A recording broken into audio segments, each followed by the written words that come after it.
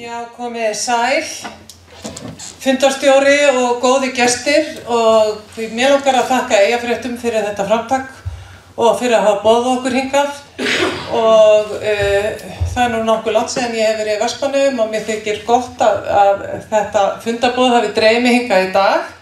En ég hefði viljað koma af öðru tilefni, svo því sé haldið til haga. Nú, hér er búið að segja margt og búið að draga fram nokkuð vel hvaða áhrif þessi breyting á veiðigjöldum ekki kann að hafa, heldur mun hafa.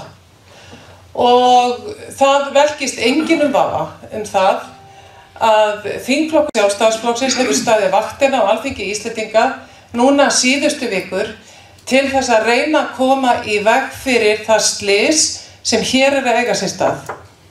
Og þegar ég segi slys, að þá þykir mér þá afskaplega miður að ríkisstjórn Íslands skuli koma fram með jafn illa unnið frumvarp með enga útreikninga, með engar sviðsmyndir og slengja því hér framan í þjóðina, ætla síðan að gefa hér hagsmunaaðilum viku til þess að skila inn umsögn þessi mál þegar að venjulegu tími, umsagnatími á Alþingi á að vera 2 vikur að lágmarki.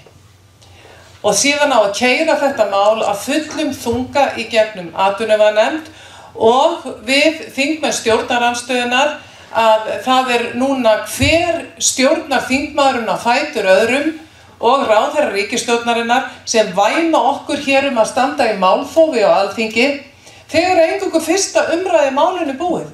Og það vita það allir að það er ekki hægt að vera í málþófi í fyrstu umræðu. Það er ekki hægt. Vegna þess að hverjum einasta þingmanni er skammtaðar ákveðin tími, 15 mínútur og svo aftur 5 mínútur. Þannig að við getum ekki verið í málþófi í fyrstu umræðu, en þau kjósa að kalla svo til þess að gera lítið úr þeim málflutningi okkar þegar við erum að reyna að draga fram hér í umræðinu hvaða áhrif þetta kann að hafa. Nú, Páll Magnússon talar hér skort á samráði. Nú er mér heitt í hamsi og þá kjóma svo mikið læti á mikrofóninn. Og hann segir að það hafi aðeins verið talað við samtök fyrirtæki í sjávarútvegi. Ekki talað við sveitarfélögin. Mér finnst það alvarlegt og mér finnst það fúsk að tala ekki við þau sveitarfélög sem að þetta snertir með beinum hætti. En þá ætla ég líka að fá að minna ykkur á það að það samráð sem haft var við samtök fyrirtæki í sjávarútvegi voru 2 fundir. 2 fundir við hagsmunaaðila í greininni. Þetta kalla ég ekki samráð. Þetta er sýndarmennska. Nú, það var farið nokkuð vel yfir það að forsætisráðherra, hún reið hér héruð fyrir kosningar í nóvember og tilkynnt það að það ætti, að hún vildi og hennar flokkur hækka veiðigjöldin en þau ætluðu að gera það í skrefum á 10 árum. Og eins og ég sagði, hún reið hér héruð, hefur reyndar ekki komið ríðandi hingað, hún hefur líklega siglt hingað. En þegar að stjórnmálamenn fari í kosningabaráttu og lofa hin á þessu og tala framtíðarsýnina til þess að við getum móta okkur skoðun og því hverja við teljum hæfa til að stýra þessu landi fyrir okkur næstu 4 árin, þá verður fólk að vera trúr sínum orðum. Þess vegna kom það svo blaut tuska í andlitið á íslensku sjávarútvegi að leið og þessi ríkisstjórn tók til starfa, tilkynnti hún þjóðinni það að hún ætlaði að hækka veiðigjöldin, ekki að fara úr 33 í 35% eða eitthvað slíkt, hún ætlaði að tvöfalda þau. Ekki á 10 árum, með 1 pennastriki. Mér finnst þetta óvirðing við íslenska sjávarútveg, mér finnst þetta óvirðing við landsbyggðina. Mér langar að fá að draga það fram, eins og hér hefur komið fram, að það er hvergi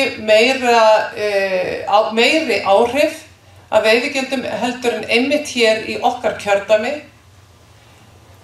Ég segi nú svo ofta, mér finnst ég vera mest í lukkuna pannfyll í heimi að fá að vera þingmaður í þessu kjördæmi því að Við eigum allt í þessu kjördæmi, hér eigum við meðal annars stærstu verstöðvar Íslands sem hafa dregið vagninn í því að skapa hér og halda uppi því velferðarkerfi sem við Íslendingar eigum. Skattspor sjávarútvegs tæpir 90 milljarðar og ég tel að það sem ríkisstjórnin að gera núna, hún að slá ryki í augu almennings, hún bara að færa, þetta tilfærsla á fé, til þess að geta sagt við þjóðina, við hækkuðum veiðigjöldin á þetta hræðilegu útvegsbændur Íslands, en skattsporið mun minnka. Vegna þess, réttilega eins og Guðmundur sagði hér áðan, þetta mun þýða minni fjárfestingu, minni nýsköpun, það verða færri marel, það verða færri völkur eða skæin eða kapp eða bara það verður minna að gera líka að kalla kresko. Þetta hefur áhrif. Það hefur áhrif á okkur persónlega ef að okkar skattar eru allt í einu tvöfaldaðir. Þá ríki ég nú ekki til og skiptum eldhúsinnréttingu kannski á þessu eða næsta ári. Ég ákveð ekki að fara og skiptum þak heima hjá mér eða byggja sólstofu eða kaupa mig hjólhýsi ef ég veit ekki hvað framundan, ef það ekki fyrirsjáanleiki. Og það það sem atvinnulífið alltaf að kalla eftir, það fyrirsjáanleiki.